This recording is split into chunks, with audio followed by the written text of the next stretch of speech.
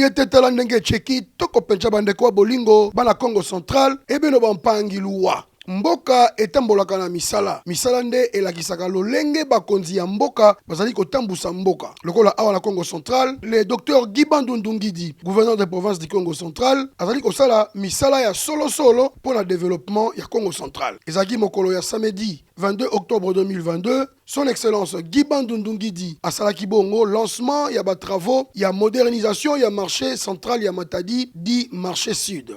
Pour la kosalisa, ba vendeur pe ba acheteur bazala sécuriser na lolenge moko ya kitoko mingi penja. Et bandaki na mot de circonstance, ya monsieur le maire de la ville de Matadi, maître Pati Nzuzi wa Makengedi, pe na simanango maloba epesamaki na directeur général ya entreprise Mango po bangonde baganyaki marché yango. Bana Matadi baza déjà ya kosepela po na vagabondage oyo ekoma na balabala po na biteka teka eko diminuer po un bon nombre bakozwa bisika ya malamu na kati ya marché oyo. Pe ekoki pe kokumba ba investisseur na kati ya ville de Matadi.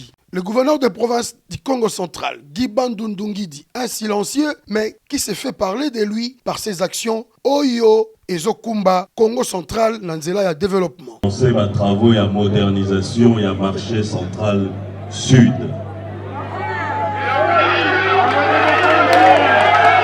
Le chef de l'État, Yandi, il a lancé programme Nandi à 145 territoires. Ça, on a modernisation, il y a infrastructure, Nyonso, Nanti, un ville, il y a République démocratique du Congo.